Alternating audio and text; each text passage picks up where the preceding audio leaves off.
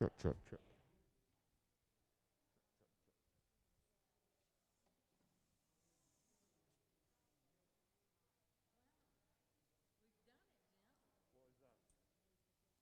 Fourth week?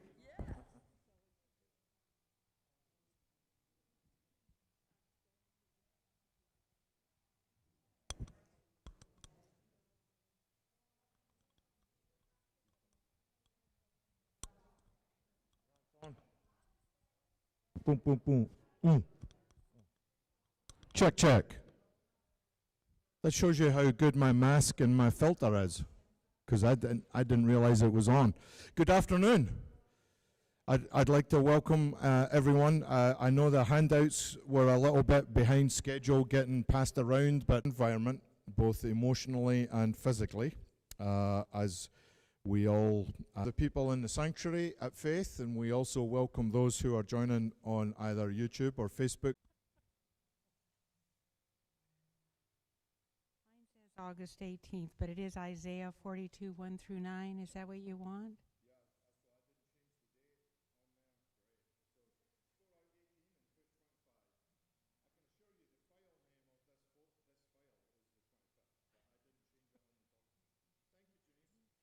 You are most welcome. Can you hear me?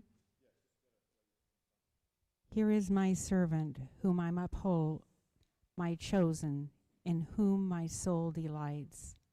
I have put my spirit upon him. He will bring forth justice to the nations. He will not cry or lift up his voice or make it heard in the street. A bruised reed he will not break, and a dimly burning wick he will not quench. He will faithfully bring forth justice. He will not grow faint or be crushed until he has established justice in the earth, and the coastlands wait for his teaching. Thus says God the Lord, who created the heavens and stretched them out, who spread out the earth and what comes from it, who gives breath to the people upon it and spirit to those who walk in it. I am the Lord. I have called you in righteousness. I have taken you by the hand and kept you. I have given you as a covenant to the people, a light to the nations, to open the eyes that are blind, to bring out the prisoners from the dungeon, from the prison those who sit in darkness. I am the Lord, that is my name. My glory I give to no other, nor my praise to idols. See, the former things have come to pass, and new things I now declare. Before they spring forth, I tell you of them. Sing to the Lord a new song, his praise from the end of the earth. Let the sea roar and all that fills it, the coastlands and their inhabitants. Thank you very much. And we might reflect on that just for a moment or two. And those of you from the Jewish congregation, if you want to talk about how you interpret that passage, we would be very interested in that. There is in Isaiah what we call scholarly, what the scholars call second Isaiah, because it's very likely that more than one person in the tradition of Isaiah have their declarations included in the book of Isaiah. This is second Isaiah. And in second Isaiah, they have a series of what are known as the servant songs of Isaiah. And this is one of them. Here is my servant, whom I uphold, my chosen. And we're going to hear in that passage echoes of last week's passage in Isaiah 61, which is, I think, also second Isaiah, and about release for the captives and so on, that section there. But here, this servant is going to bring forth justice to the nations. He will not cry or lift up his voice or make it. A bruised reed he will not break, and a dimly burning wick he will not quench. In other words, this is not bluster. This is not hyperbole. This is a servant, the Lord's servant, Yahweh's servant, who's going to bring these things by their attitude and by their interaction and by who they represent, They bring justice because they represent God. And as people, you may be able to think of people in your life who have been that servant of God for you. Or maybe they've not served you, but you have seen them serve other people in that way. Because while oftentimes in the church, we see, as Christians, we see a fulfillment of these servant songs of Isaiah in the life of Christ. That's how we Christians see it. But the great thing about prophets' words and Scripture is that actually, finally and fully, no one, it's not restricted to that one Jesus. We clearly see that, we believe as Christians. But any one of us here could be the Lord's servant. And indeed, any one of us indeed is the Lord's servant when we do these things. Whoever we are and whoever the person is that does these things, they are the Lord's servant because they bring forth justice in the nations. And so I think this is a scripture that all of us can find as a comfort, can find as a challenge, and can sort of help direct our attitudes. One of the things I've taken from what Sherry has said is that we come with our presuppositions as the people we are. When we meet some who are bruised reeds or dimly burning wicks, our calling is not to.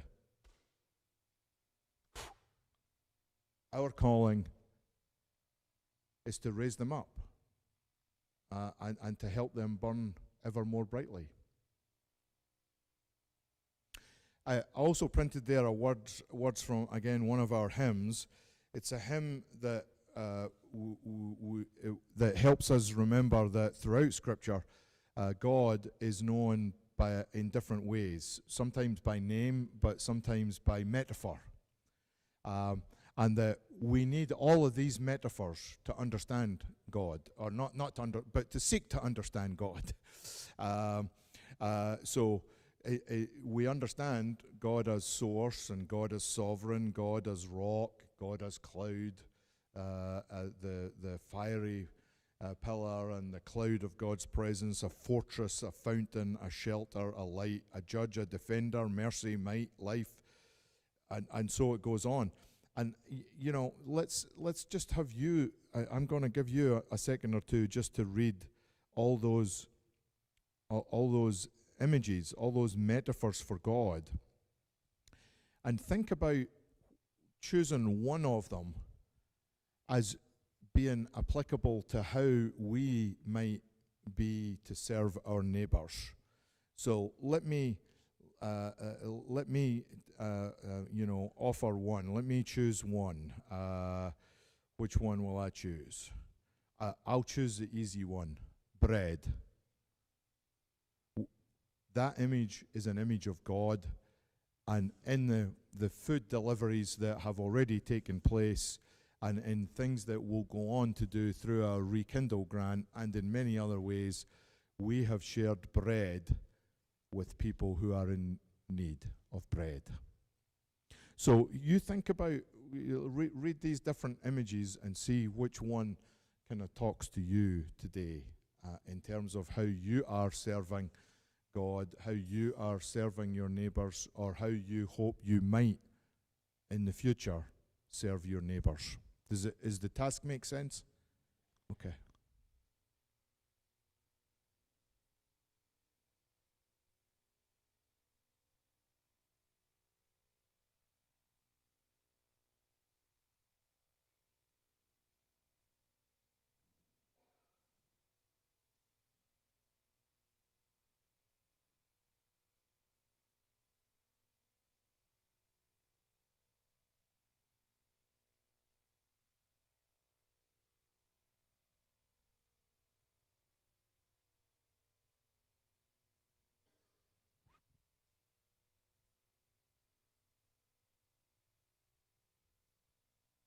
Would there be 3 or 4 folks that might pop up and tell us which one they chose and why and how they understood it?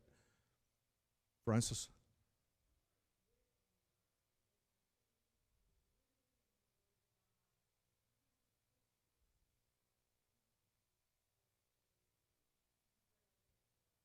Okay. All right. Did everybody hear that? The root and the vine spreading and reaching out to everyone. Shirley, you look like you're going to say something.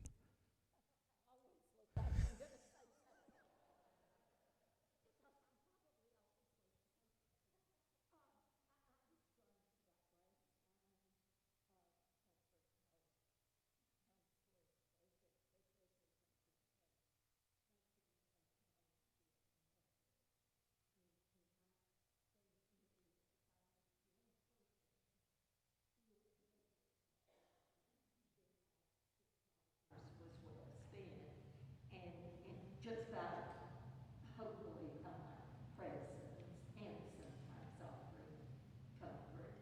So I sort of identify with the last line, and I guess I used to identify with energies that never retire, but I'm afraid those days are past. You still have a lot of energy. Shirley, as the queen of the pink ladies at Fannin Regional Hospital, presence and comfort that's a great example. I was thinking about that after I shared the one, because again, Sherry has talked about that sense of how the poor are often invisible to us.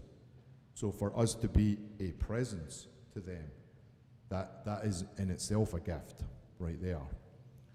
2 great examples. Somebody else got one to share? Mercy has been my driving force because I'm a nurse, retired now, and I look at the whole caliber of nurses, and I think mercy draws them all, especially in these very difficult times. Right. And mercy is a great expression of God, isn't it? Because if God was not a God of mercy, we may as well all just pack up and go home, because there's no hope for any of us right there. If God was a vindictive, punishing kind of God, if the pastor's not going to make it, none of us. Good. Who else? Anybody else got one? It's sort of interesting to see all the different ways that we can be a rock for someone. You know, I think of Habitat. You sort of become a rock. You give, you don't give. You make it possible for a person to have a home, a foundation, something that hopefully most of our lives have always had a home. Some of us might not have, and so we also appreciate that. A cloud, somebody that kind of gives us a little wonder in our world, in our life, or somebody that's a cloud that kind of shields us from the harshness of something, the sun, but the harshness of life. There's so many ways in which you can use these words, and these are all words that we see applicable to God. Sometimes God is a fire because somebody's cold. We thank all the members of the Rekindle team. We shared the public safety message last week that it would be applicable as of today. We're grateful to everyone for that. We know where the restrooms are, hopefully. Jamie Lee, do you know where the restrooms are? Wait, Jamie Lee's a faith member, but I mean, how many months is it since you and I saw one another?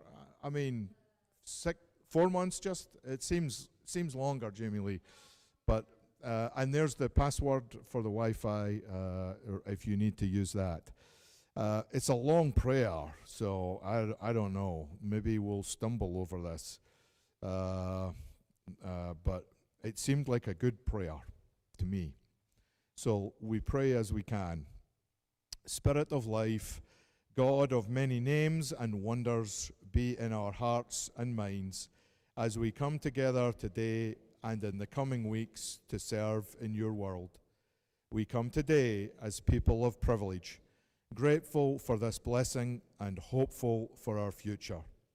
Let us know that each from our own tradition comes today to lift up our spirit in unity, knowing that we are part of an inconnected way of life. Let us acknowledge and embrace our oneness. We pray that we may be loving and able stewards of this world. We pray that we acknowledge our differences as we seek out our common ground, each of us working toward the good of all. We recognize that there is hurt and sorrow and deeds that confound us. Yet we also know that there is untold good, folks that work every day for the benefit of all people. We pray that we have the strength to recognize the inconvenience of our soul work and to overcome the inertia that invades us during these difficult times. We pray that while we recognize the occasional tiredness in our bones and in our hearts, that we will call upon the strength of our higher power, that we might be the best person that we are called to be. Yes, let us be the good we want to see in others. Let us work to be the change that we seek. As we renew these goals in our hearts, let us say, Amen. Amen. Sherry said to me today, well, Jim, we've made it to week 4. And it's gone by real fast from my perspective, but it's been engaging and enlightening, inspiring as we've gone along, and we appreciate your faithfulness in participating. So, Sherry, you're going to tell us about the challenges of living in poverty. Oh, absolutely. And what's next? Do you remember what we discussed last week? What about the realities of living in poverty? What are some of the realities that we have? Remember?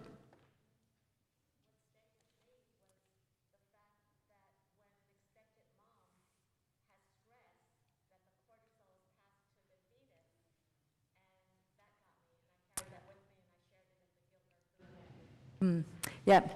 So that newborn child is already behind the minute they're born.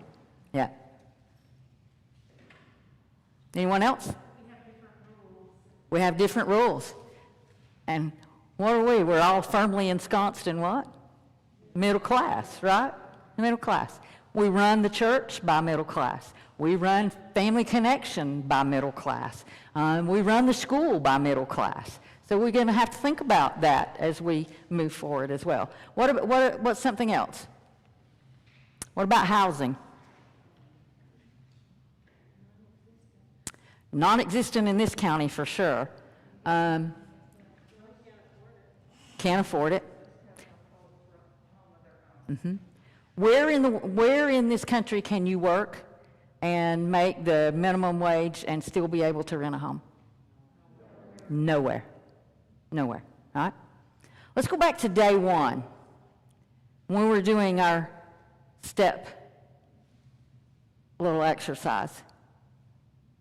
What did those people who were in the red zone all the way behind, what were their individual activities that put them there? Nothing. Absolutely. Luck of the draw on who your parents or guardians or whatever were, right? And how that was at that time. And what did we talk about there? That it's not only wealth that is transferred, it's also knowledge that is transferred, right? So, and that's the reason you see a lot of times, that dad is so-and-so and son becomes the same kind of, or the child goes a completely different way because of those sort of things. So those are things there too. How about what's affordable housing? What percentage is affordable housing to spend? 30%. 30% of your income. There's nowhere here that our folks who are our working poor, even our lower middle class, can afford to rent. Rentals are now $1,100 to $1,500 a month for apartments and double-wide homes and that sort of thing. and houses are listing averaging in the 600s. Average sales are in the 800s. So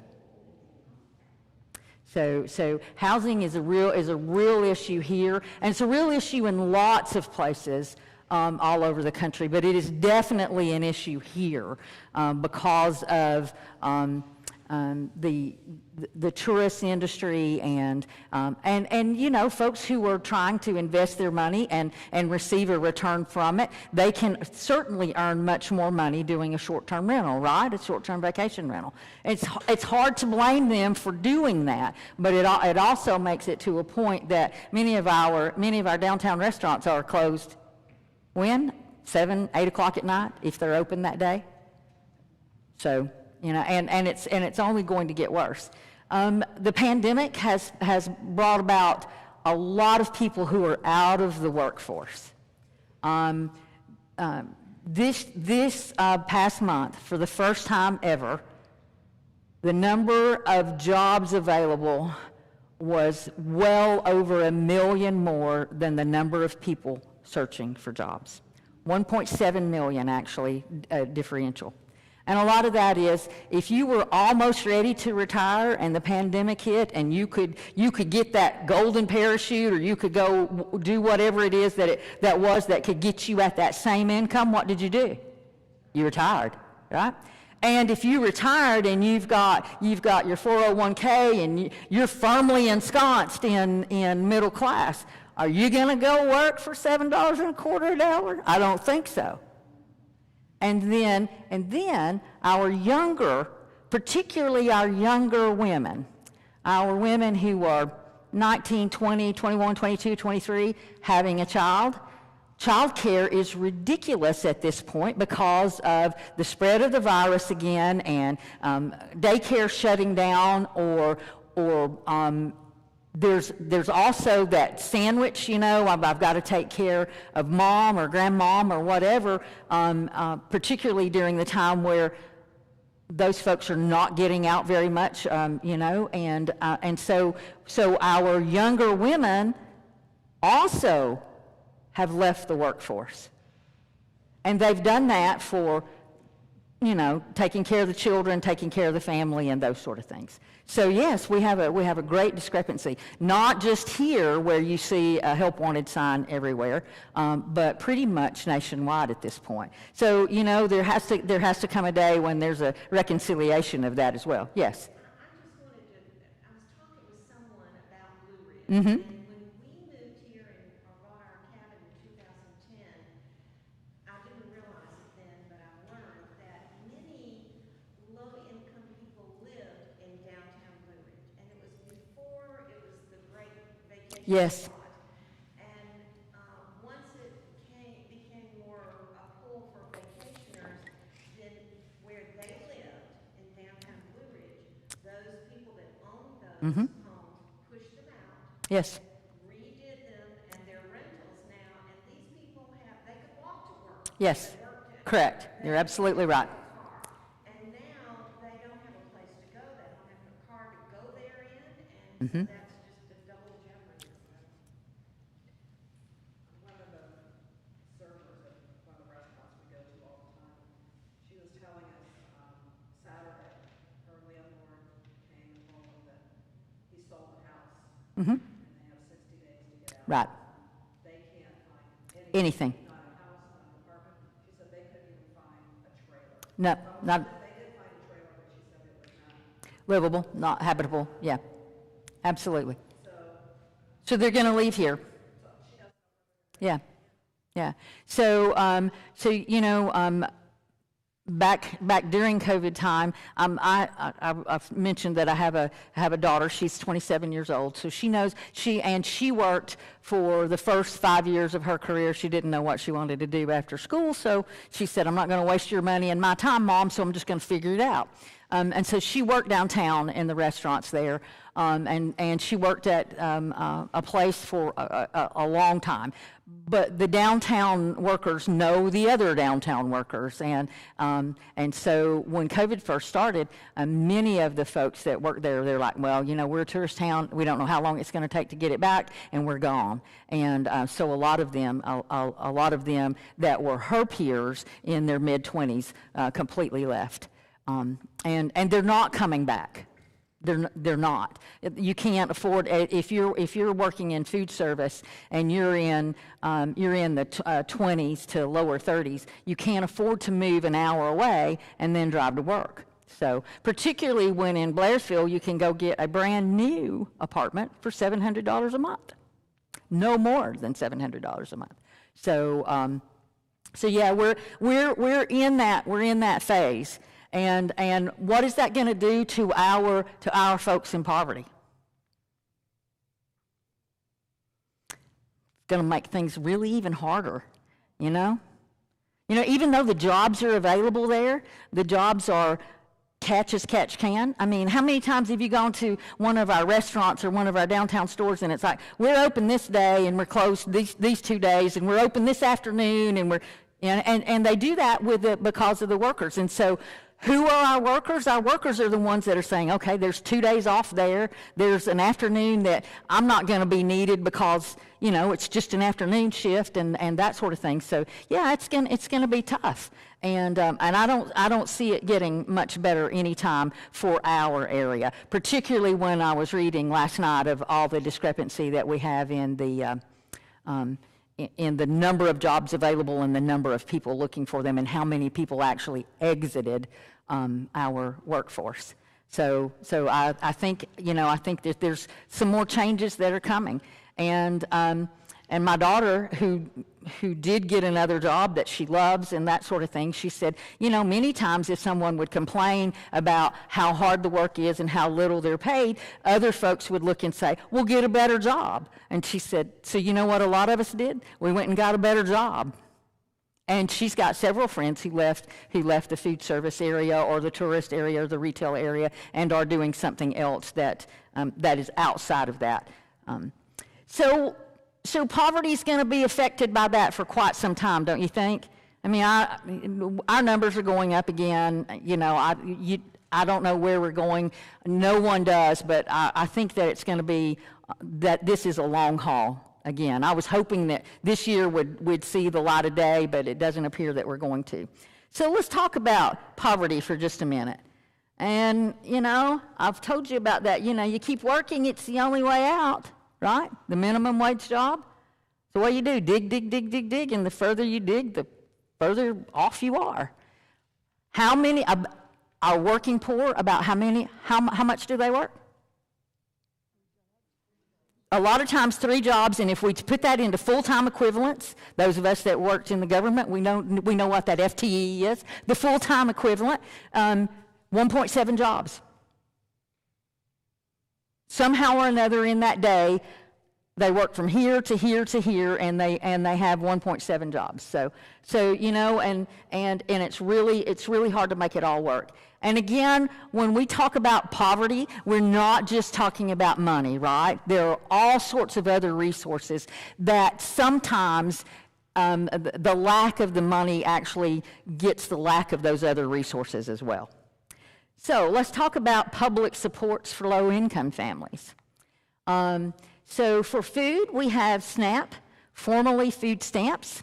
And used to, it was, you know, you stood in front of the cashier and you pulled the things out of the booklet and handed it over and that sort of thing. And you can buy food, but you can't buy paper towels and all that sort of stuff. So average family of 4 is looking at $133. And just today, we received notification from the administration that our SNAP, I still call it food stamps, it was food stamps when I was growing up, but I have to, SNAP, which means Supplemental Nutrition Assistance Program,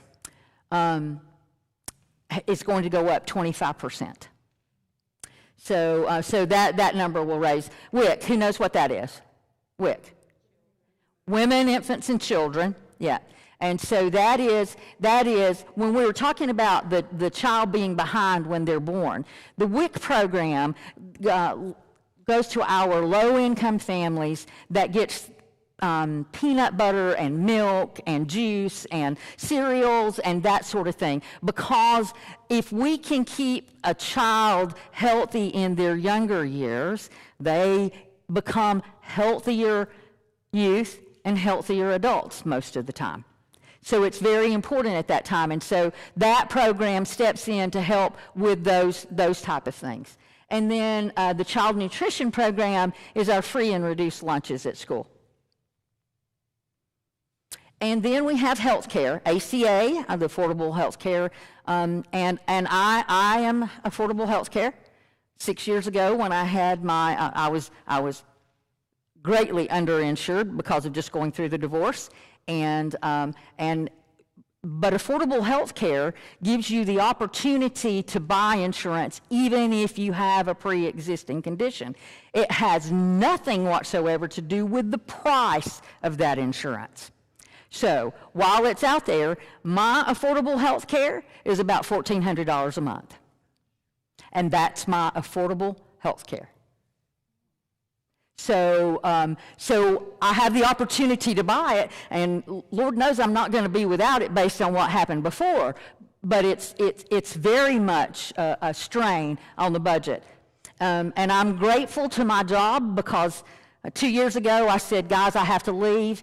I can no longer do this with my health care, and the board said, you know what, we'll step in and help you a little bit. And that really made a difference for me. So I've been able to stay home and not drive to Atlanta again and those sort of things, and I really appreciate that.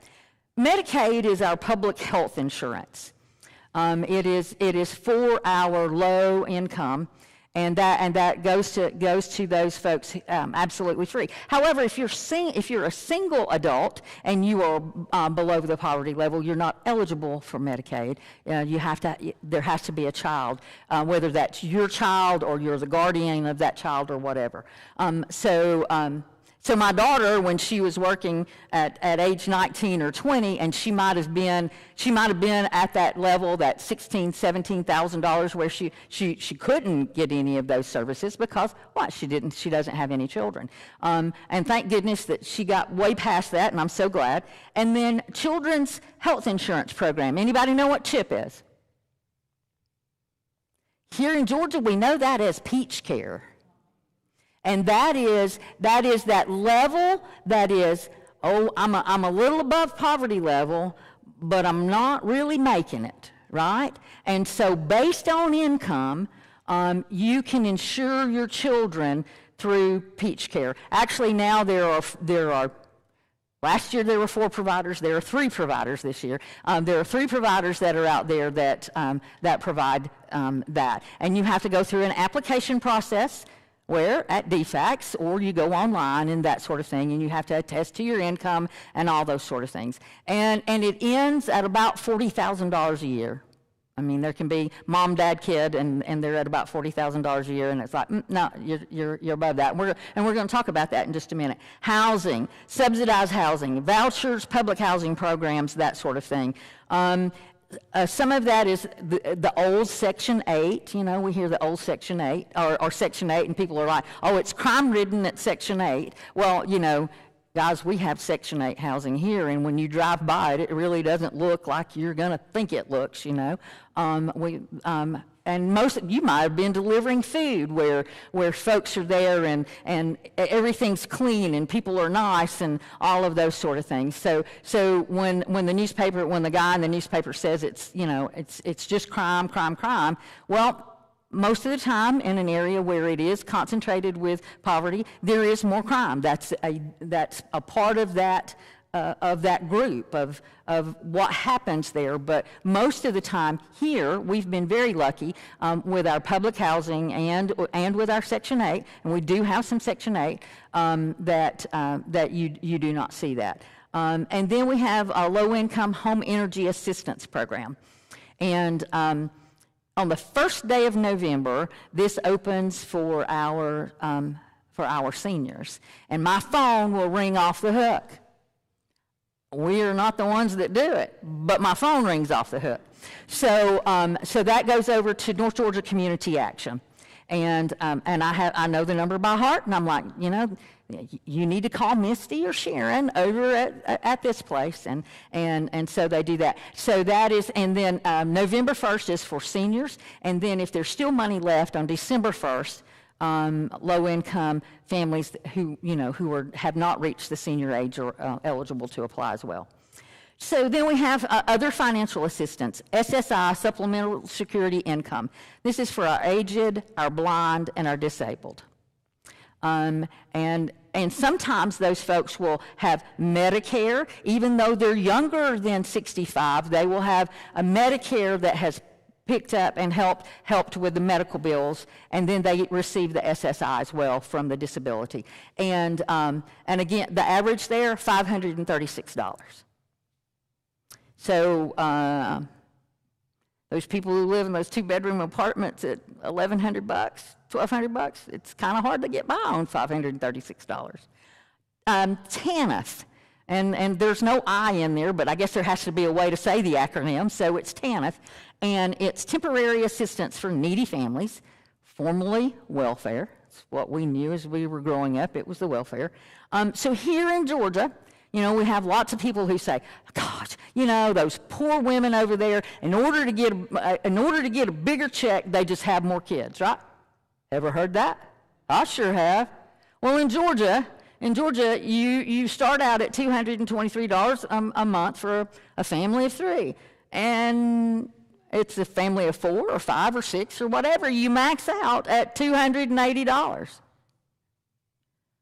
Well, you can't add a whole lot of kids for that part in there, can you? So yeah, so that that is done state by state. Also, in the 1990s, and Bill Clinton signed this into law. In the 1990s, welfare, we had our welfare reform, right? And in our welfare reform, you have to either be looking for a job, have a job that still keeps you under the income, or you have to go to a nonprofit and volunteer for 20 hours a week. And that's what you have to do in order to qualify there. We also had, and it's still in effect now, that brought in our birth control and all of those other things in. This group of people, you're not welcome to have children, is pretty much what it said, right? Because it was all of these things that are going to keep people in this socioeconomic level from having children. All sorts of ways to do that, and things that were and it's still in effect today. Our welfare reform from the 1990s is still in effect today. And then the Earned Income Tax Credit. That's the check I was talking about, you know, the check that's received and spent right away.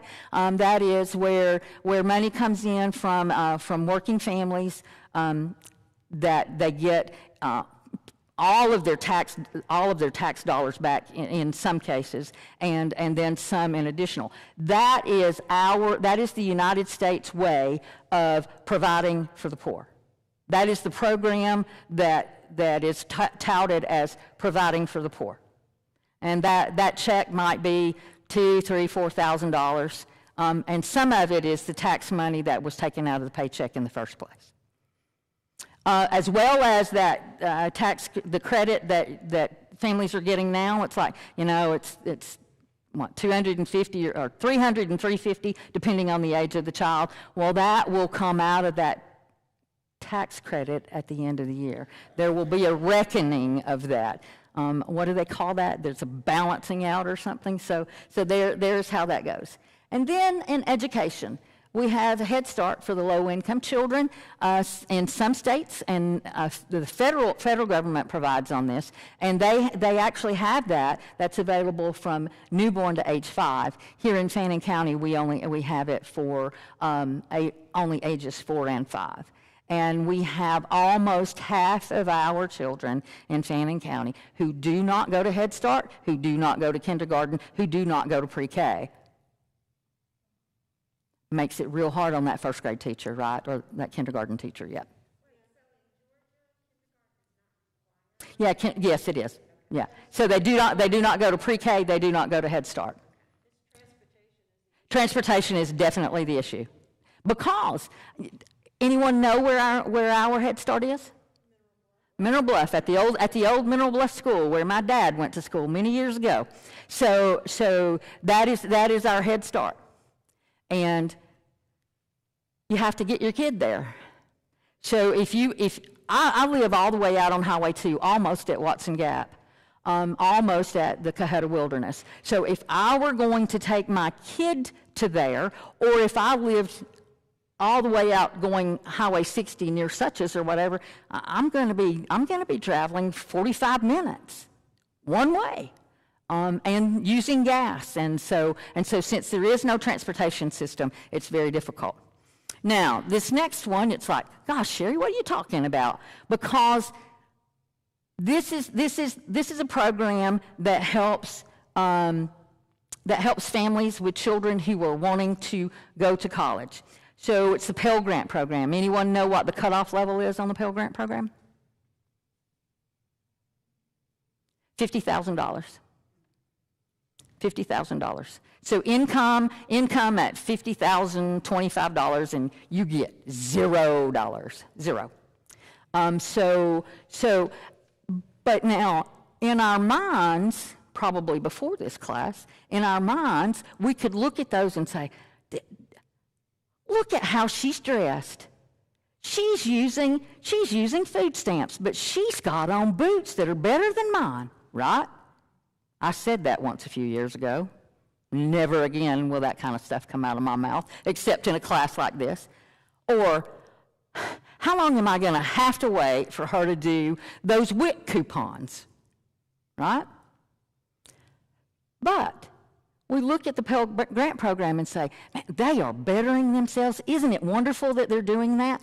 So it's the place that, even though we're helping those who are in lower income, lower middle income to low income, based on the number of children that are in the household, that's the place that we don't worry about whether or not that person is deserving of that money, right?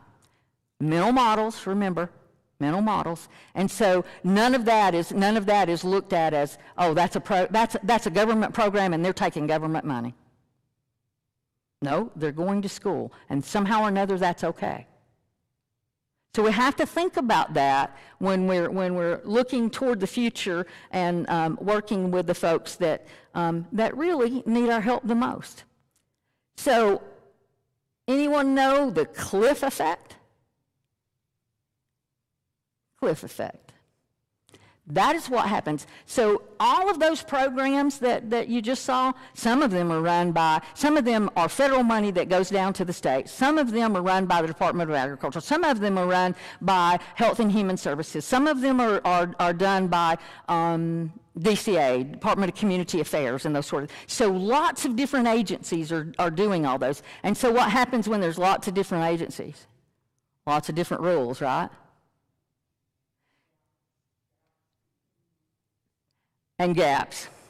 And the whole reason that our folks who live in poverty feel like they are a number, because wherever they go to get assistance, they have to fill out another form that just asks the exact same information that the other one did. It's just that it's for that agency written down at the bottom. Now, the state of Georgia has tried to contain that with the state programs in that it's called Georgia Gateway, and once you fill out, it can go to several different agencies, and that's a little better, except it's a pretty hard program to navigate. And then if you don't have internet at your house and all those sort of things, then you get into, well, it doesn't really help me at all because I can't even complete that anyway. So the benefits cliff is what happens when the public benefits taper off or phase out quickly when household earnings increase. The abrupt reduction or loss of benefits can be very disruptive for families because even though the household earnings increased, they usually have not increased enough for self-sufficiency. And that is where we get, they don't want to work. They don't want that raise. They're not going to take that position. But if I were a mom who was working and I was getting assistance with my child care and I got a raise and it was going to be about $1.50 an hour, but it knocked me out of $2,000 in child care benefits, how do you make that up? And so we have a system that predisposes people to stay where they are, right? So, and this next slide, I'm sorry, I was doing this late last night. It didn't come, it's kind of grainy, but you see exactly what I'm talking about. So the red line is the break-even point. So we get up to that $6,000 mark and we lose our SNAP benefits. And so, boing, right down we go. Now all of a sudden we're back down below 4,000, and then we, just as we get back up to that 6,000, we have the loss of child care, and then what happens? We go way below what it takes to break even, and then we work for years to get from that 6,000 mark, from that $3,000 mark in the hole, all the way up to the $6,000 mark again, and guess what? You lose your health insurance. So, if you're trying to take care of children, and listen, people in poverty love their children too, you know? If you're trying to take care of children and this is the problem that you're finding, what are you going to do? I know what I'd do. I'd make the decision to take care of my kids, whatever it took, right? So here we are. If we're at $7.66 an hour, that is above minimum wage, by the way, like, almost 50 cents above it. Here we are. Our child care assistance for the year is going to be $7,000. In SNAP, we're going to get $1,044. We're going to get $460 to help us with our heating, and our tax credit at the end of the year is going to come out to be $3,863. So, again, all of these are different agencies. So for our child care assistance, if we go up to $11.10 an hour, our child assistance goes down to $5,245. But if we go up to $11.15 an hour, our child care goes to zero. And SNAP, $9.95 an hour, we go from $1,044 to $288. $10 an hour, we go to zero. Our heating, $766, $460, $1,340, $380, $1,345. You get that nickel raise, and you wind up getting zero. Earned income tax credit, $766. We're at $3,863. We work really hard. We go to school, and we get $18.80 an hour, and we get $5 back. And then if we go to $18.85, we get $0 back. So I've told you about my situation with breast cancer and that I was grossly underinsured. My mistake. I went to see about getting help because 6 years later, the money comes out of my checking account on the 16th of every month, just like it's just going out there to pay for medical services 6 years ago. But I went to see if I could get any help whatsoever, even if it was just helping me, work on some sort of barter system on let's figure out, how much to pay or whatever. Well, I had surgery in December. My chemo started my radiation started in February, and my chemo started in March. And so I'm going to look at assistance. And by then, I'm pretty darn sick, and I'm not working full-time or anything. So they go back and they look at last year's income, which has nothing whatsoever to do with what I'm doing right now, right? They look at last year's income, and I made $17 a month too much. And so 6 years later, I'm paying for $17 a month. So the benefits cliff, I really understand that because I've been paying it for a long, long time. But our folks who are struggling every day, and thank goodness I'm past that struggle, but that struggle really prepared me for this job. But I get it. And those people who are struggling every day and they can't see a way out, and you get a nickel raise and everything goes away, gosh, how difficult is that? So that is the benefits, the cliff effect in our benefits. So now we're going to talk about the challenges of living in poverty. When we first started, we were talking about the realities, kind of what's there. And now you see, even it's like, well, there's hundreds of programs out there. Yeah, there's hundreds of programs that have all sorts of loops and pitfalls and, do not work for everyone. So the challenges of living in poverty, the systemic barriers, and it's the silence about the issues of poverty and the invisible nature of our social class in the United States. Right? I've told you a couple of times, people in poverty feel that they are invisible. They're a number, they're invisible. No one thinks they're smart, no one does this. And so it all becomes part of who they are. We have those stereotypes and that lack of understanding, and I've tried to tell you that I don't want you to stereotype based on this program, but there are patterns of behavior that pretty much are prevalent throughout our socioeconomic areas. Not all, but certainly some. The isolation and the lack of social mobility. We're going to come to the church, we're going to go to the club, we're going to have somebody over for dinner, we're going to have all those sort of things in that social area. If you're in poverty now, you don't do that. You're at home watching television. The institutional punitive structures, and that means things like that cliff effect, It's institutionalized, it's there. Our politicians and our Office of Budget and Management and all that sort of stuff at our state level and our federal level, they have to know what happens. They have to. They do the numbers. And the fragmentation of available help. Again, there are more programs than I listed there, but those were the majority. But you have to go over here for this, and you have to go over here for this, and you have to go 3 counties away for that, and all those sort of things. And then the failure to reach out and communicate with people in poverty.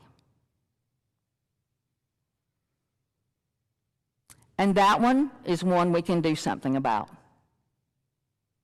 That one is one that all of us in this room can remedy. And maybe we'll actually get a group together that a lot of people in this community could remedy that. So there is the challenges of living in poverty, our systemic barriers. And then this is the challenges of living in poverty, the internal barriers. Folks in poverty internalize it. They're not good enough. I'm not smart enough. I don't know why I can't figure this out. The kids say, gosh, I see mom working 2 jobs, I see dad working, and I can't have all those things. What is the matter with them? Right? It's an internalized thing. And if so many people look down on you forever, it's kind of hard to look up, right? And then we have the covert inferiority messages. And those are those signals that folks send, and folks know what that body language is. What do people in poverty do? They are watching your body language. They are not listening to your words, right? And if you have the body language that tells them that I am better than you and how has this happened to you in this life, they are going to know that right off the bat. And that's when they turn around and say a whole lot of curse words and walk off. And then the limitations on plans for the future and dreams. We talk about the tyranny of the moment. This is happening. I got to deal with this today. It's a concrete problem that I've got to solve right this minute. And I don't have time to think about the dreams You know, I don't have time to think about what dream that I'd like to be or those sort of things because I'm tired by the time all that gets around anyway.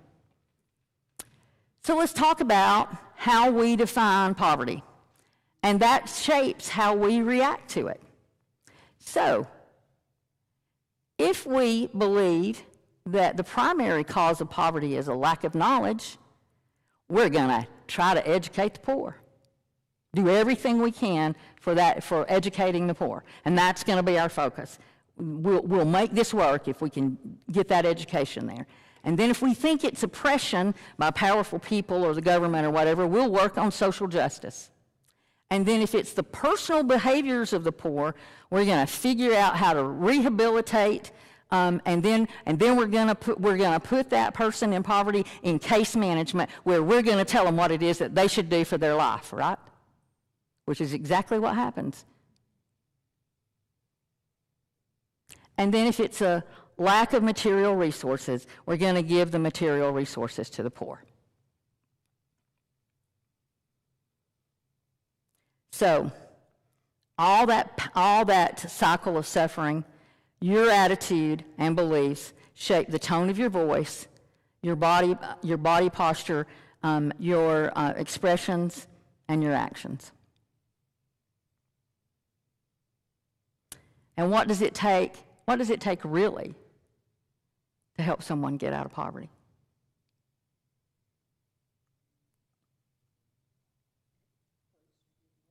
A relationship. Y'all actually have it right here in the very first of your lesson today. It takes confidentiality, respect, and genuine listening. Bet you didn't know that was what that was, right? When I saw that last time, I'm like, that's exactly what you have to have. You have to be willing to work with them on a confidential basis so that they trust you to tell you all of those secrets, all the things that they're not going to tell someone else, all the ways that they live that they are ashamed of. And you have to keep that. You also have to respect them because our folks who live in poverty, they have an issue with authority and respect, right? Because most of the time, authority has done nothing for them except get them in trouble and knock them down. And then that genuine listening, which goes back to that confidentiality and respect. So on the poverty research continuum, those we're looking at individual behaviors and circumstances, community conditions, exploitation, and our political and economic structures. And so, our individual and behaviors, the racism, discrimination by age, gender, disability, race, sexual identity, the skill sets, the lack of education, the alcoholism and the substance abuse, the job loss, teen pregnancies, crime. You don't have to look very far. You can look to the letter to the editor in any News Observer, and you're going to find some of those, right? Doesn't take far to see it. And then sample topics for the community conditions. Racism.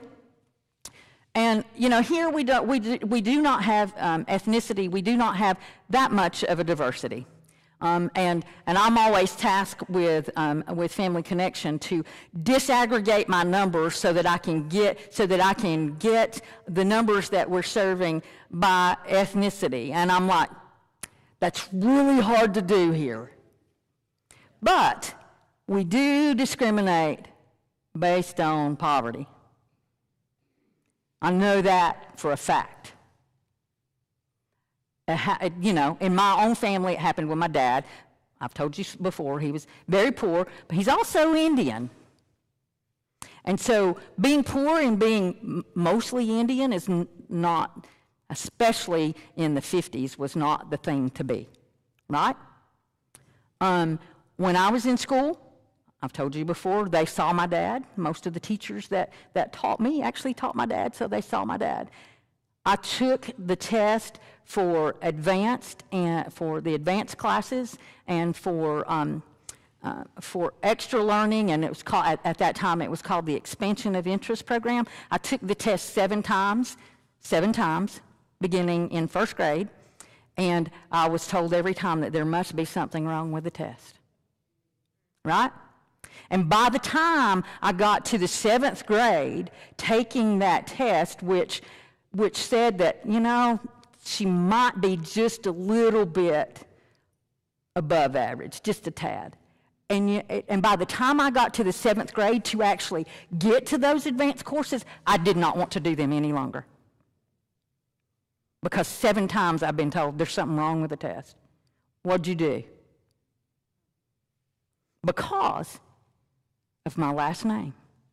And those folks who saw my father in me. And my dad says today that he would love to go back and tell his 3rd and his 5th grade teacher that, yes, he really did make something of himself, even though they said he was never going to do it, right? And as kids, I mean, my dad is 78 years old, and he still knows that he wants to go back and say something to his 3rd and 5th grade teacher, because those sort of things stay with you. And they mess with your mind on who you are and what you're capable of doing. And so here, while it's not as much that, there are all of those other things that kind of run below the surface that we probably don't talk about, but they're there. And then, you know, does your community have well-paying jobs, good education, good health care, and fair credit? Is there a mix of employment and wage opportunity? Is there a middle-class flight? Are plants closing and charity that tends to lead to dependency? And I really hope we don't lead to dependency at Family Connection. I really hope we can go to that next step and really help some of the folks who are there. And the ones that we have an opportunity of moving the needle on are our working poor. So, you know, and we'll talk about that in a few minutes. And then exploitation, racism, payday lenders, lease purchase outlets, human trafficking. We had a human trafficking victim at Family Connection about a month ago. It was incredibly hard. I have not dealt with anything that rocked me to the bone like that did. Wage and benefit theft. I'm going to pay you cash under the table, right? Which means you don't have Social Security benefits because that money was never reported and all those sort of things. Or you're a contractor even though you're really an employee and your employer is supposed to be paying half of the Medicare and Social Security. Poverty premium for the goods and services, some landlords, and the drug trade. And then you get to the political, economic structures, and there's a lot of the cliff effect, the racism, the health care costs, stagnant wages. And what did we say was a living wage here? 1 parent, 3 children. At 1 parent, 3 children, got to make about $42 an hour in order to be living wage. You should watch the film from Donna Beagle. You know, I've mentioned Donna Beagle several times when she actually gets to go to the dentist. Amazing. And then our declining middle class and insecure pensions and globalization. So all of those things work together in all different ways, but they come together to make it very difficult for our folks in poverty. And remember, we talked about all the resources, and it's not just the financial resources. So last night when I was putting this in, my film was working, but it's not now.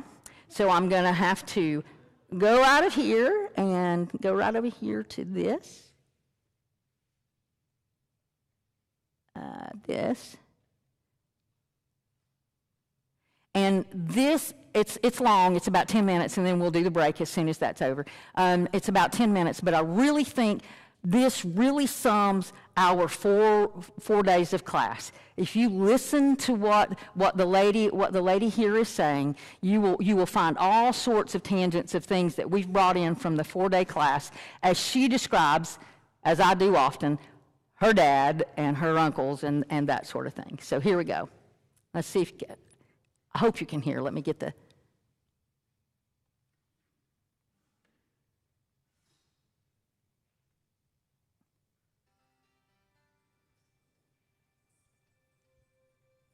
Oh, it's not showing. Come on now. Of three brothers. Let me see here. Yeah, I have to have it as a separate video because even though I embedded it, it didn't. Yeah, I could do that. Let me see if that'll work.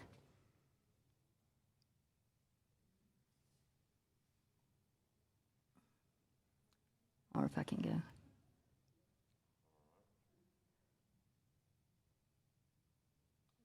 Now you see her, right? Yeah. You know, I worked on it so many times last night. Fred, Trevor, and Damien. Fred, the eldest and the shortest of the three, is hardworking, ambitious, intelligent, and he has high expectations for himself and for those around him. Trevor, the middle, is social and very loyal, but he's also addicted. He began a relationship with drugs and alcohol that he's never really been able to end, and that has affected much of his life. Damien, the baby, and the tallest of the three, is athletic, charismatic, incredibly generous, and he's good looking, so he's the one that all the girls loved. The three of them grew up in pretty bad poverty in a small town in Alabama. So what this looked like for them is that most of the time, their parents had the ability to pay bills, keep the lights on. Most of the time, they had the ability to put food on the table, but they never got new school supplies, new clothes for school. They rarely went to the dentist or to the doctor. They never went on family vacations. Many of these things felt like luxuries to this family. Both of their parents dropped out of school around the middle school level, and both had arrived in generational poverty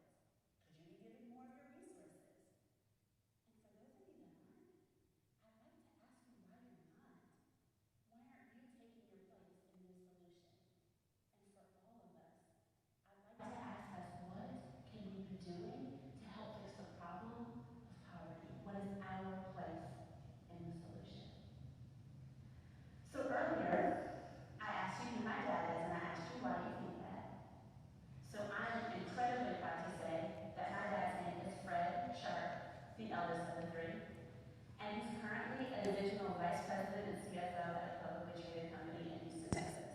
Thank you. Didn't that just about sum up our 4 days together?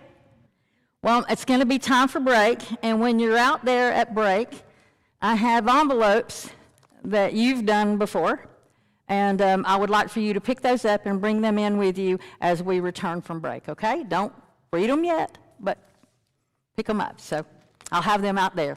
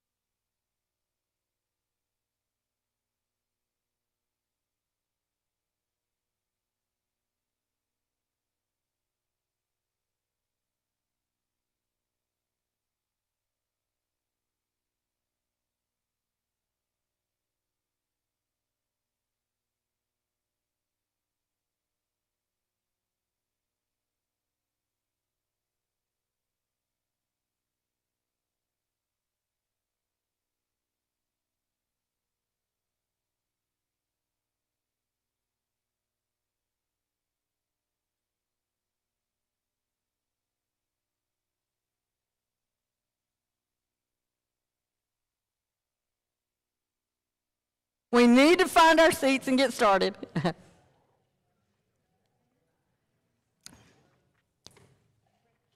Okay. So, you can go ahead and take your envelope and open it up. No one has to say a word, but this is what you filled out on the first class that you came to. And if we missed you, I'm sorry, but this is your idea of what the cause of poverty was 4 weeks ago. You were wrong. So just look at what you were thinking 4 weeks ago, and see if your mental model has changed any.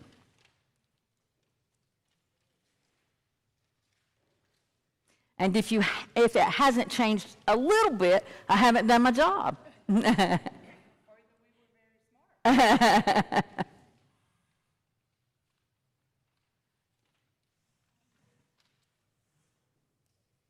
Okay? So you can keep that to yourself and just think about that in the future. If any of you are going to help with some other activities that we have going on, what your mental model was then, what your mental model is now, how you would react personally, those sort of things. Those will all come into play. So I want to ask you a question. What's the opposite of wealth? Oh, whoa. I am so wrong. The opposite of poverty. What is the opposite of poverty? Wealth. What's the opposite of poverty? Enough.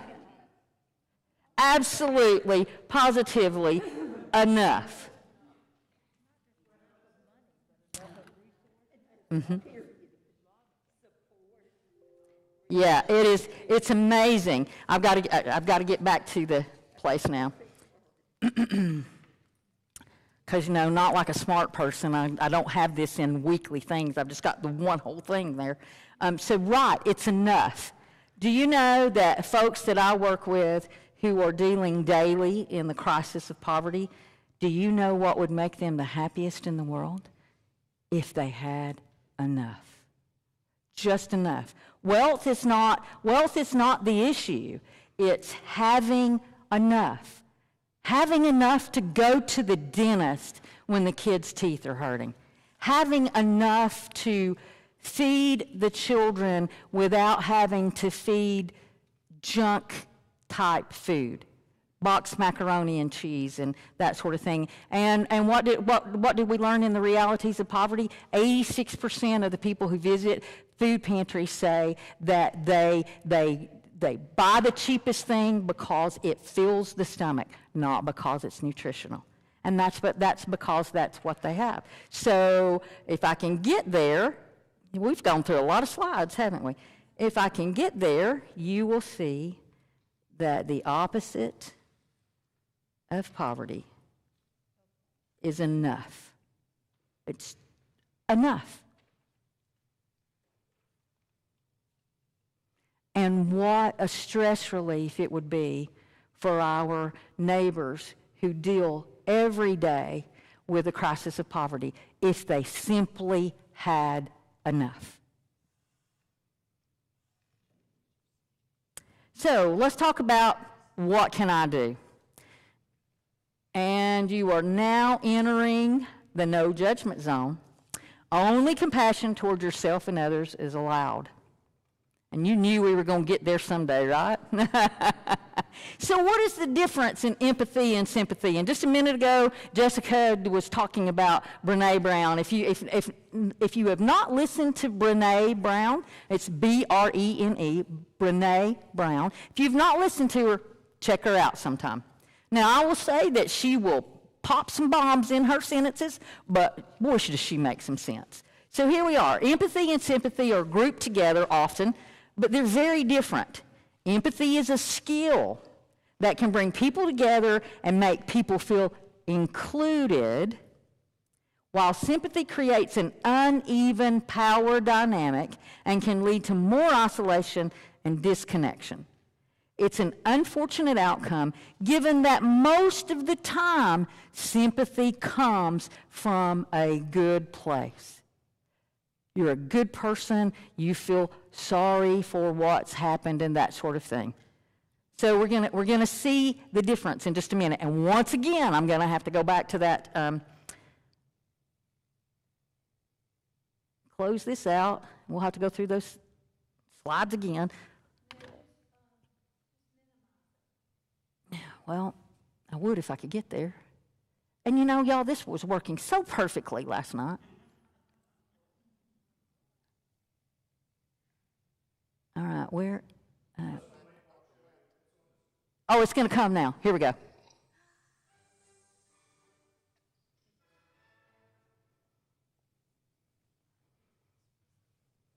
what is empathy, and why is it very different from sympathy? Empathy fuels connection, sympathy drives disconnection.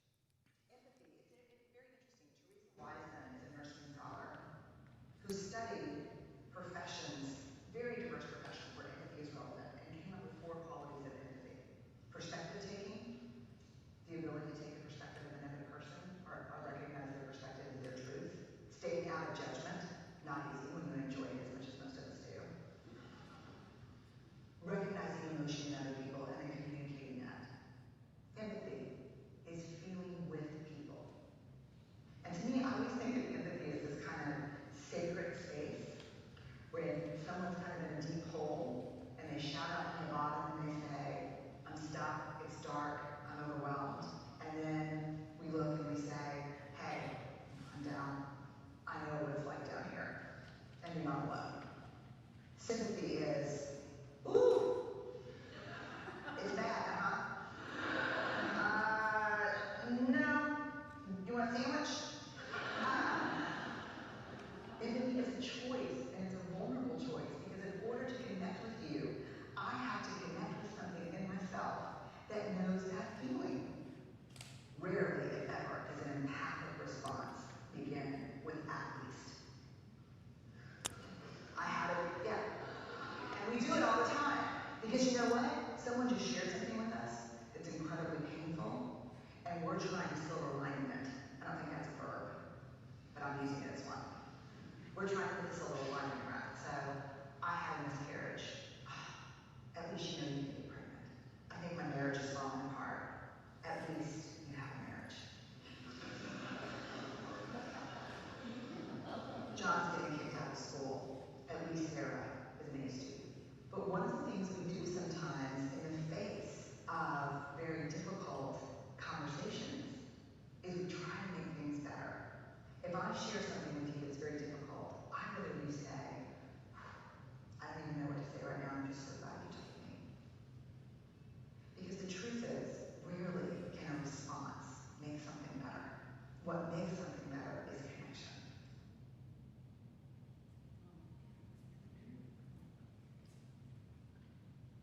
See the difference?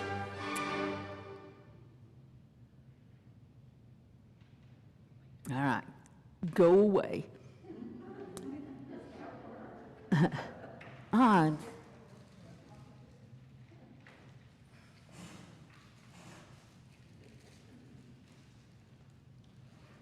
There we go.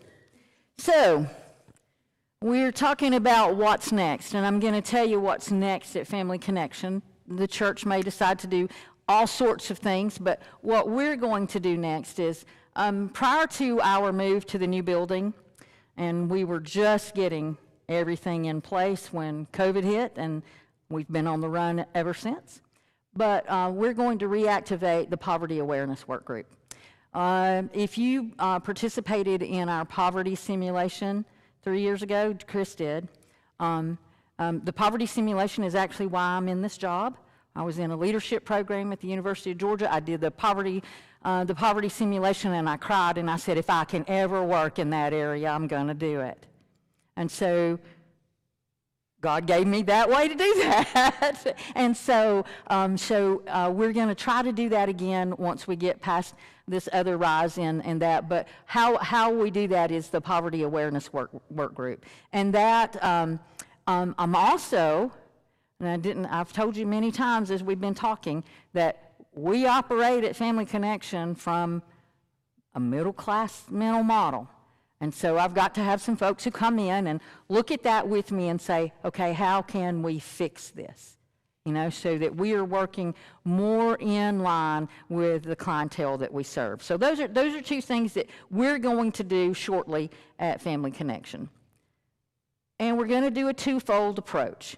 There'll be more training on the available resources. We call them ambassadors at Family Connection, that help families in the crisis of poverty connect with additional resources. That's someone who comes, and it takes me about 2.5 hours to go over all of the resources that we have, what they serve. We even have a handbook that gives you a picture of that building and the driving directions on how to get there.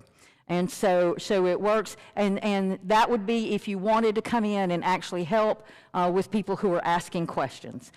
Because especially during COVID, we've gotten to a point where Mandy and I cannot answer all the questions and do all the other things that we need to do. And so ambassadors could work at Family Connection. We'll share all of that information, all of those handbooks. You can take those to other organizations and use those as well. If the church wanted to do something, you're welcome to do that.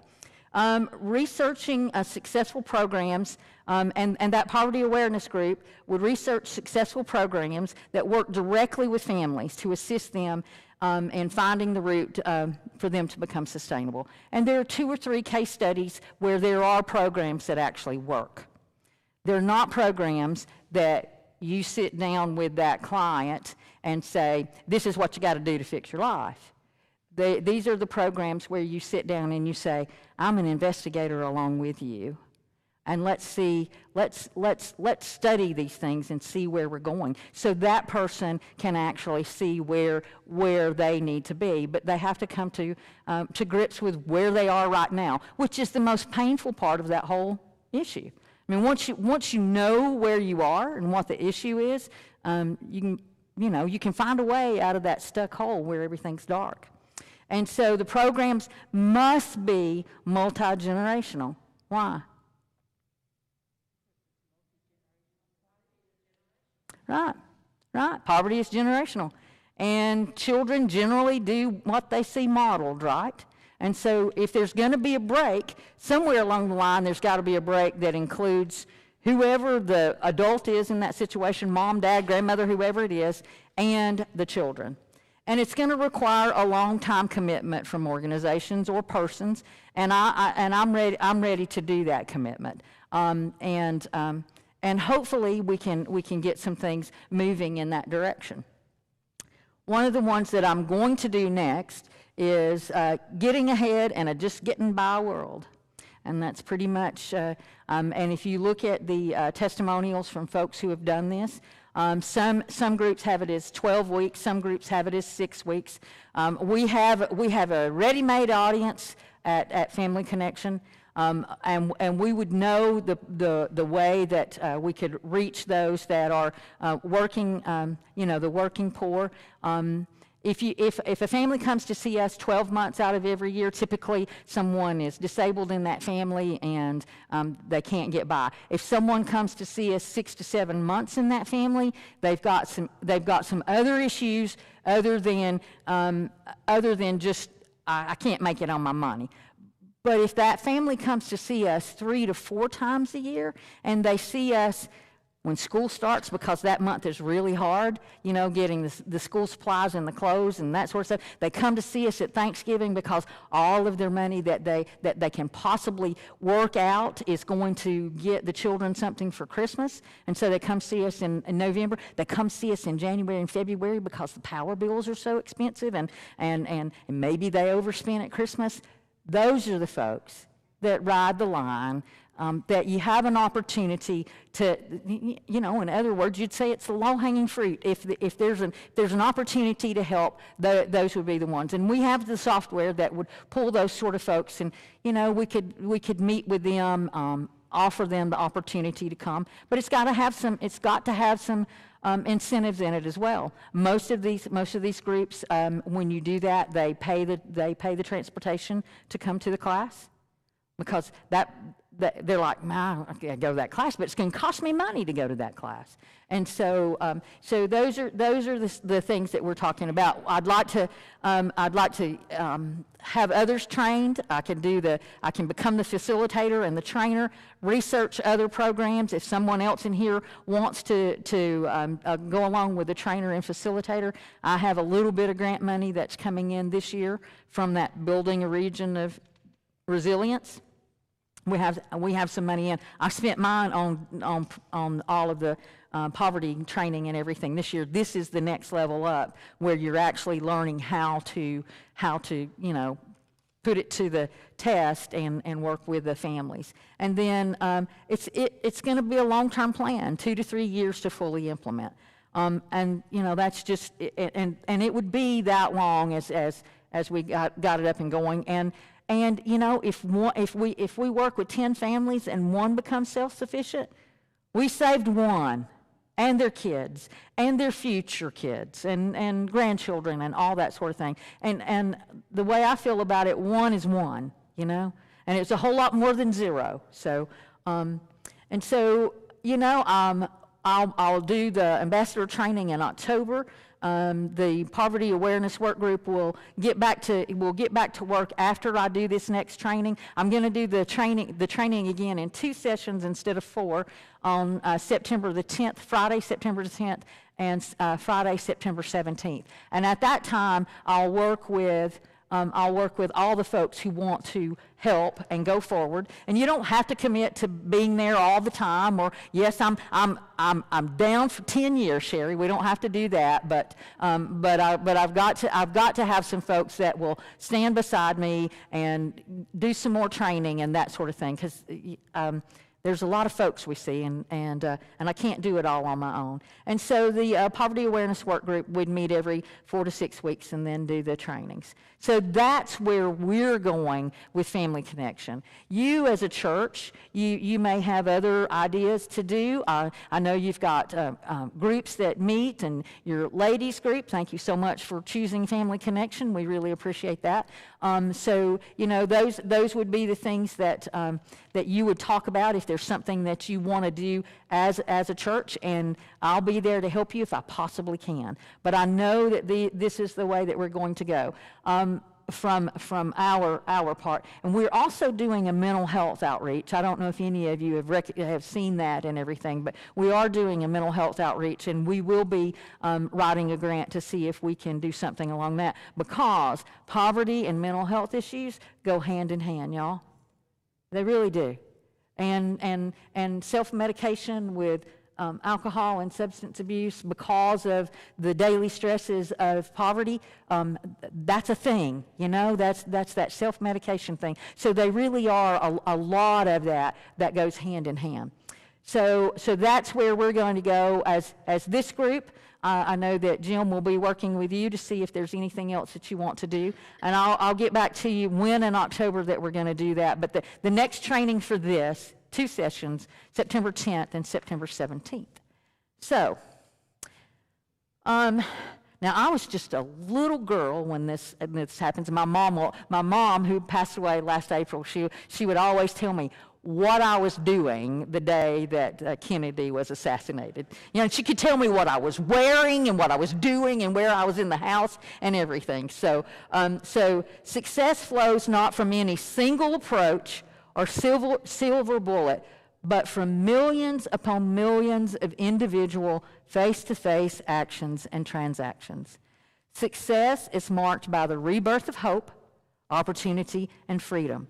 Hope for a better life, free from want, free from disease, free from fear. And I think that really sums up. I mean, we've talked so many times, it's got to be relationship, because that is the mode in which the socioeconomic group of those in poverty seem to operate best. And so we have to transform ourselves to operate where the folks that we are trying to reach are comfortable. So that one was very important to me. And then you have a challenge, and it's your homework, and we won't be back together again, but it's your homework sometime within the next 72 hours, share something that you learned about poverty with someone that you know. Let them know that it's on your mind, that it's important to you, that our community needs the help. And then, here we are. This is statewide Family Connection. Fannin County's Family Connection's vision statement is a community of healthy and safe families and children. Gives us a lot of latitude to go places, but healthy and safe families and children. And overarching from the state, we envision a Georgia where children are healthy, primed for school, succeed when they get there, and where strong families contribute to vibrant, robust communities that thrive. And our community needs everyone to thrive, and we need to bring everybody up from that level of poverty as well. And we need to find them a place to live and a place to work where they can have a living wage. And people who understand that that's an issue, you know? Because it's like, well, what do you mean you can't live on that, you know? So we all have to be speaking the same vocabulary, which is a whole part of the reason that I want to do these, is once we all understand, I think it helps. And you know, if you don't mind, did you change your mind about what causes poverty from 4 weeks ago till today? No. You've seen it too much, haven't you? Yep. Okay. So I'm going to leave you with this, and I also have an evaluation. Help me make this better next time. I'm going to leave you with this. An Irish blessing. I wish you enough.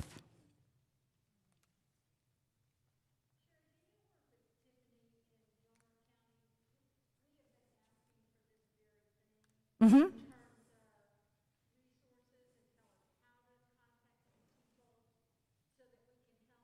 Sure. Yeah. Mm-hmm. Yeah.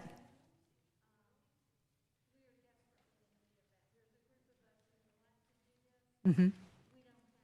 Yeah.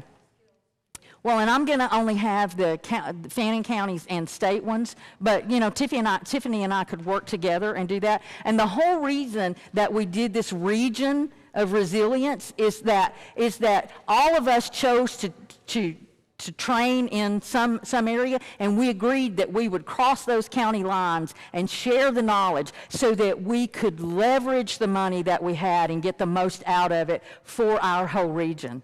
And so that's where we're going with that. I'll be happy to work with Tiffany on that.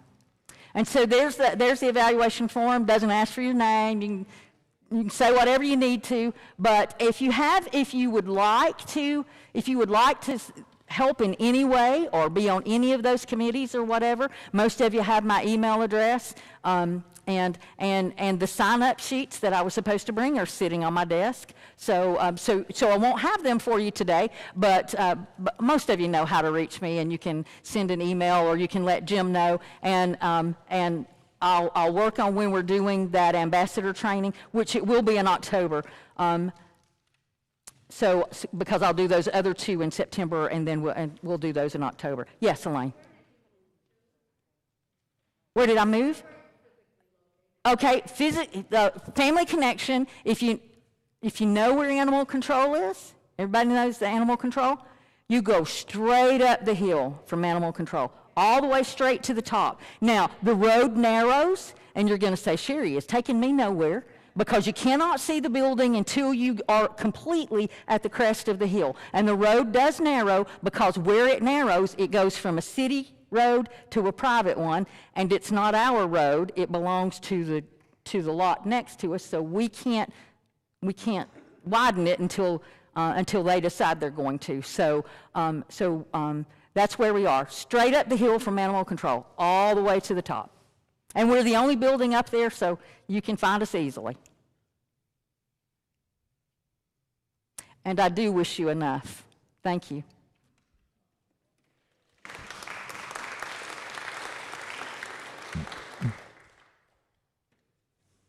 So, you've already been asking Sherry some questions, so as you do the evaluations, let's just see if there's any other questions that we've Sure. got. Just raise your hand, and Sherry will do what I can. Do what you can, exactly. Do we have other questions? Okay, so this is our partnership here between the Jewish congregation and Faith, and each of our faith communities have the opportunity to engage in all of these activities.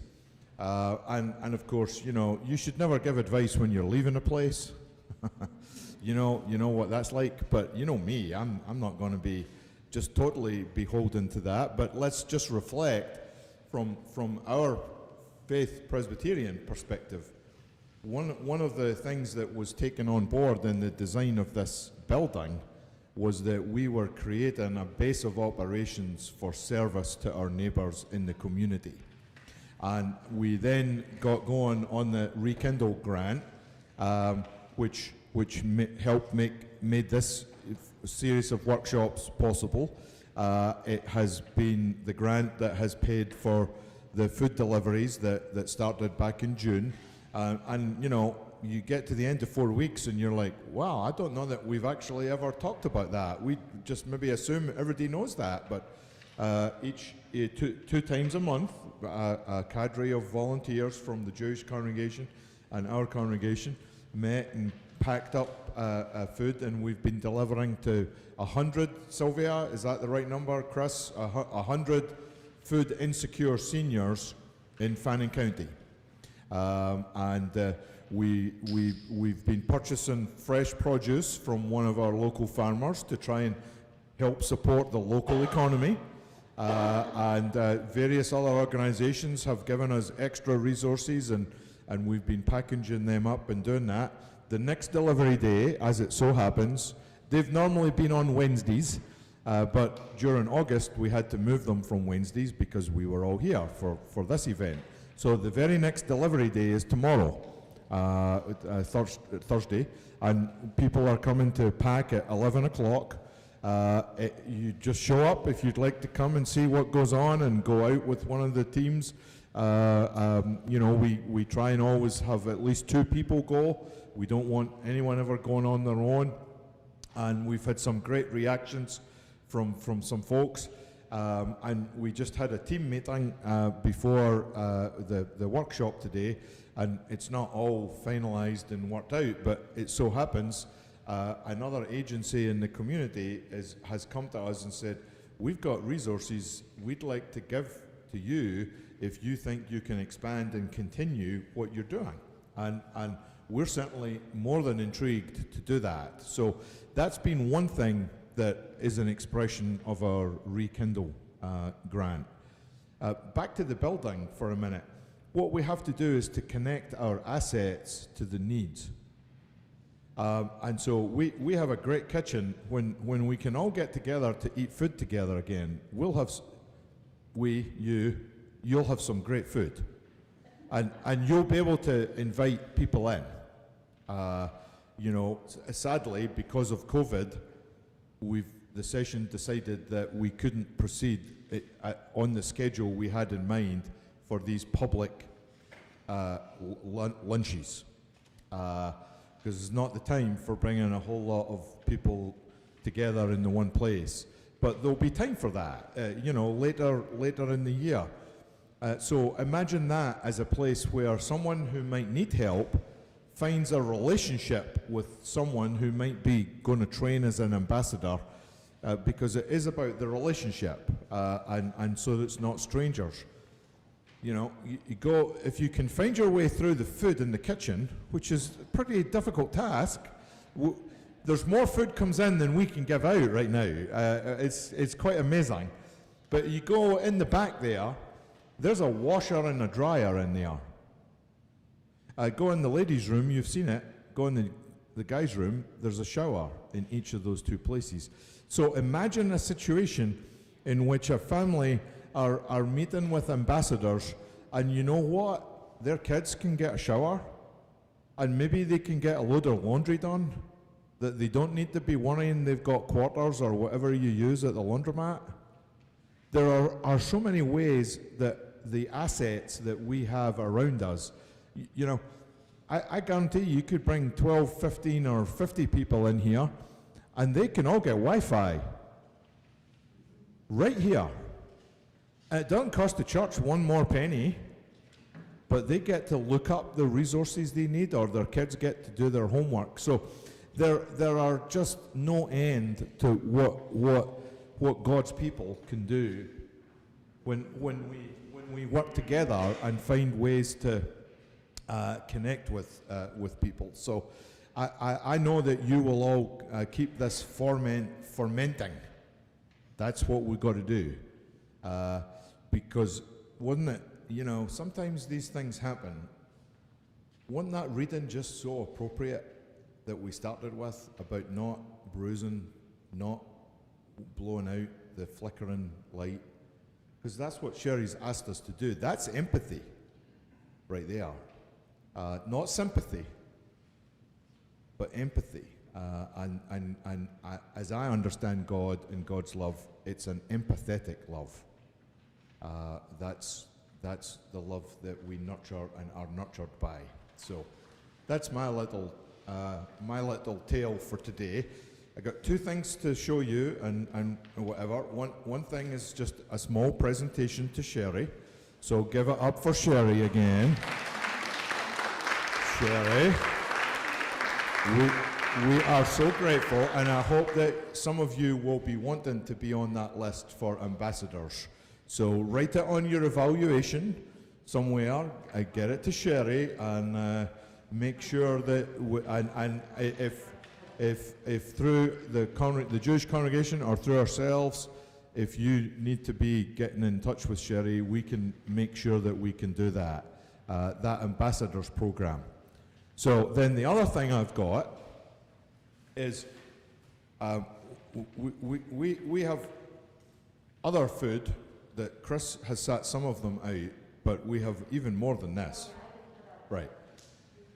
If you know anyone on your street, in your neighborhood, where you live, it doesn't matter what this food doesn't matter what age of a person it is. If you know somebody that has some need today, you are welcome to take one of these bags, or take 3 of them and give them to 3 different folks. So if you know anyone, please, would you pick up there and let us know if we need to set any more out. I thank our grant team. Is there any other sort of, Francis, you got to make your announcement all right? Oh, you told Sherry, but not all of us. I'll give you the microphone. Thank you. For those of you that might not know me, I'm Frances Young. I'm the leader for our women's group, Women of Faith. Last year, during the pandemic, we didn't meet one time in person, and our group of ladies have been able to send $1,039.50 to Thornwell Home for Children, and $1,039.50 to our missionary in Zambia, Melissa Johnson. And I'm just so happy to be able to do that. And then we met for the first time Monday here in our beautiful sanctuary, and we all agreed that we want to give this year's offering to Family Connections. And so we are just so happy. This workshop has inspired all of us. So Chris Martinez is going to be our leader for that. So thank you,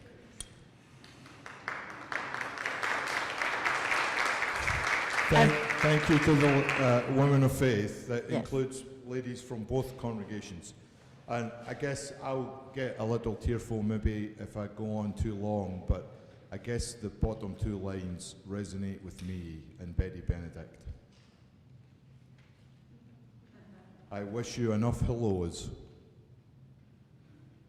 to get you through the final goodbye. So go in peace. Thank you all for being here and for all you are and all you do. Couple of last announcements. Chris is saying, well, we'll turn one of those pieces of paper over. So if you want to sign up, that's out there, and then I'll get in touch with you about when we're going to do the ambassador class, and then we can start talking about, the poverty awareness work group at that time. Also, just a public announcement. We are on the tour of Georgia Mountains Health tomorrow at Fannin County Family Connection from 1:30 until 3 o'clock for the Moderna shot. We are the last stop of the day. So what that means is if at 2:30, 2:40 they have vaccination meds left over and you want to get the number 3, but you are not immunocompromised, they will give it to you rather than throw it away. So, you'll have to fill out the form and all that sort of thing. No one checks on that, but however, they've actually told me that they don't want to walk out the door and go back to Georgia Mountains Health and throw that away in the sharps container. So it's going to be at Family Connection. They'll be there from 1:30 until 3 o'clock tomorrow. I will not be there tomorrow. They will be there from 1:30 until 3 o'clock. And if they have left over, they will do it. You will have to have at least 28 days between your second shot and now. And but if you want to do that, you might want to call and say, hey, how they looking up there and everything. But it is certainly there. It's open to the public. We're trying, doing everything that we can do to mitigate all these things. So if that's something that you're interested in, that's available to you. There'll be